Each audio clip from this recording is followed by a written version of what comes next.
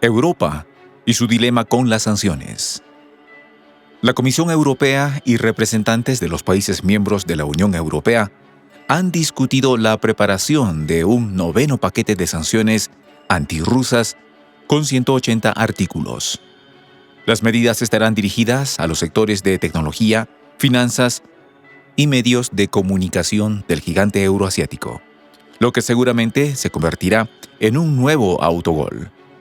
A pesar del fracaso rotundo de los 8 paquetes de sanciones aplicadas a Rusia, que no han hecho más que empobrecer a los europeos y ponerlos en grave riesgo por el crudo invierno que ya se ha presentado, la arrodillada clase dirigente europea parece dispuesta a sacrificar al continente entero en el altar del dios angloamericano. Los detalles, a continuación. Prensa Alternativa busca reporteros ciudadanos en todas las provincias del Perú para que informen sobre la actual crisis política. Escríbenos al correo prensa.alternativa.produccion@gmail.com.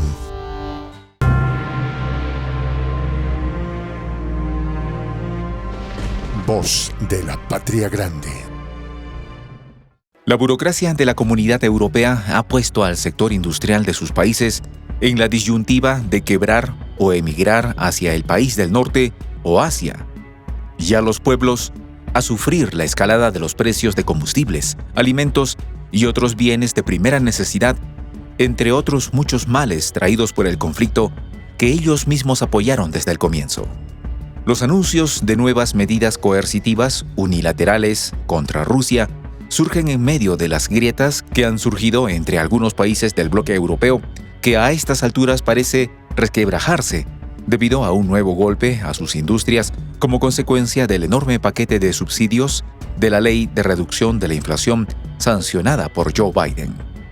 El ministro de Finanzas de Francia, Bruno Le Maire, afirmó que Europa debería proteger sus intereses económicos en respuesta a las disposiciones de la polémica Ley de Reducción de la Inflación del país del norte.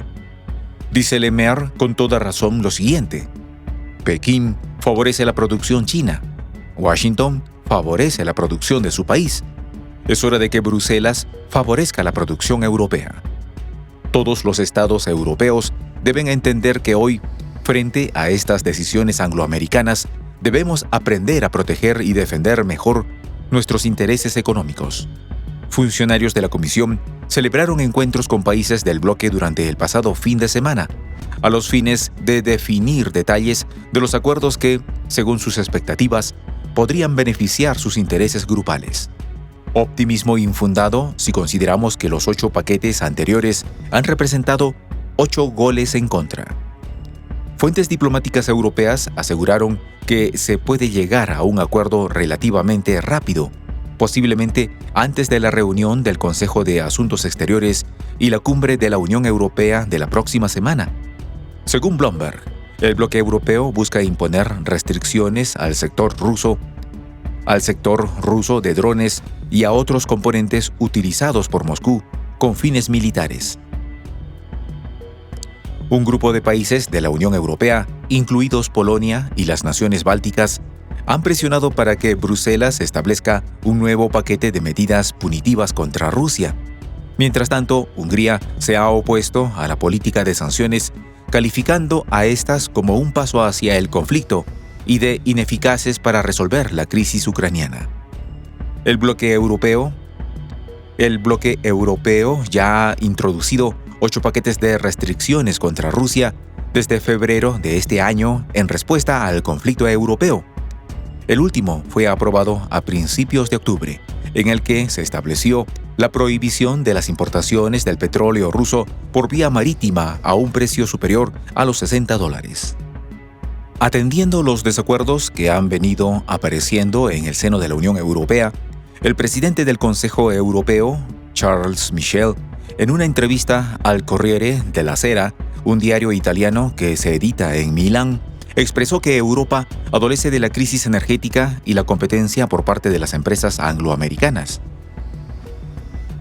La Unión Europea sufre el conflicto no declarado entre Rusia y la Alianza Atlántica, mucho más que el país del norte, señaló el alto funcionario.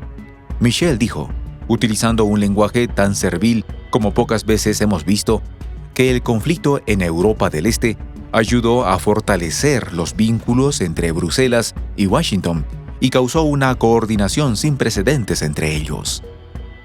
Tímidamente expresó que el impacto del conflicto en Washington no es similar al de Bruselas, en particular en el ámbito energético, porque Washington es exportador de energía, mientras que Bruselas, siendo dependiente de las importaciones, está en riesgo de caer en recesión.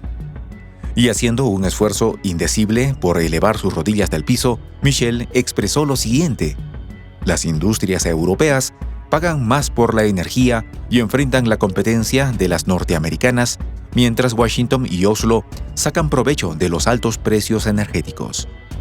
Michel fue preguntado sobre si se sentía traicionado por la ley de reducción de la inflación adoptada por Joe Biden, que implica unos $370,000 millones en subsidios para productos fabricados mediante energías renovables, pero solo en el país del norte. A lo que respondió, volviendo al modo vasallo, no usaría este término, pero preferiría otro comportamiento. Y continuó expresando que el país del norte, aún bajo esta administración, percibe sus intereses económicos como la prioridad. A confesión de parte, relevo de pruebas, dicen los abogados. Michel ha dicho que Europa defenderá los intereses angloamericanos, aún a costa de los perjuicios que esto acarrea a los ciudadanos europeos. Seguidamente, quiso destacar, no muy convencido de ello, la importancia de la reciprocidad en la cooperación en una época de globalización, expresando la esperanza de que sea posible interactuar con Washington para coordinar y cooperar. Finalmente, queriendo levantar la cerviz, Michel intentó destacar que la Unión Europea no debe convertirse en una víctima colateral de la confrontación entre Pekín y Washington, subrayando que la Unión Europea y el país de las barras y las estrellas tienen puntos de convergencia respecto a la política hacia China, añadiendo que en las relaciones con el país asiático, la Unión Europea tiene intereses por afirmar. Hasta la mismísima presidenta de la Comisión Europea, Ursula von der Leyen, se atrevió a decir que la Unión Europea debe tomar medidas ante la nueva legislación antiinflacionaria de Washington. Pero envolvió su discurso en una sarta de lugares comunes diciendo lo siguiente: para dar una respuesta estructural a la política de sus competidores, la Unión Europea necesita simplificar y adaptar sus normas para atraer financiación adicional. No podíamos esperar otra cosa de ella. Lo cierto de todo esto es que la Unión Europea se muestra consternada debido al paquete de subsidios impulsados por la Ley de Reducción de la Inflación del país del norte, dictada por Joe Biden para proteger sus fabricantes y atraer los europeos. Como consecuencia, la industria del viejo continente, que ya están sufriendo los altos precios de la energía, podrían verse seriamente afectadas, viéndose obligadas a cerrar sus puertas o trasladarse a otros países donde se ofrezcan mejores oportunidades de negocios. El ministro francés, Bruno Le Maire, reiteró que su país podría pedir exenciones ante las nuevas medidas impuestas por Washington. Sin embargo, recalca que el real problema yace en el tipo de globalización que se avecina, quizá refiriéndose al mundo multipolar en ciernes. Mientras esto acontecía en Europa Occidental, desde el Kremlin llegaban noticias que hacen prever nuevas malas noticias para la Unión Europea, según las cuales el portavoz del Kremlin, Dmitry Peskov, afirmó que Rusia no reconocerá ningún techo para los precios de sus hidrocarburos y que están preparando contramedidas para evitarlo. La economía de la Federación Rusa tiene todas las capacidades necesarias para responder por completo a las necesidades y requerimientos, al tiempo que reiteró que estas medidas no tendrán impacto. Veremos cómo se sigue desarrollando toda esta situación que pica y se extiende.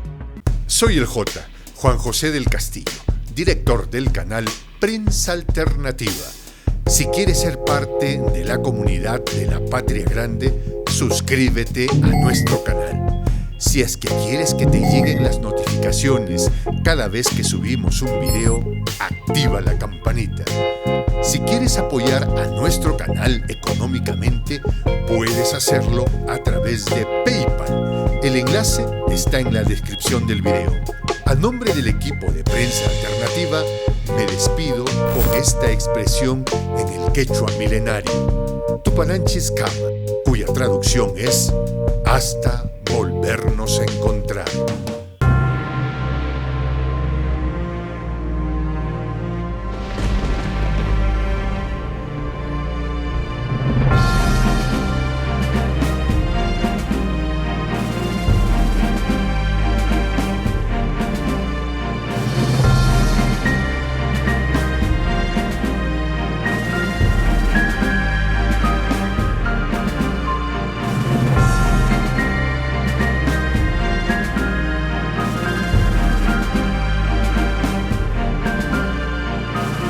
Voz de la Patria Grande.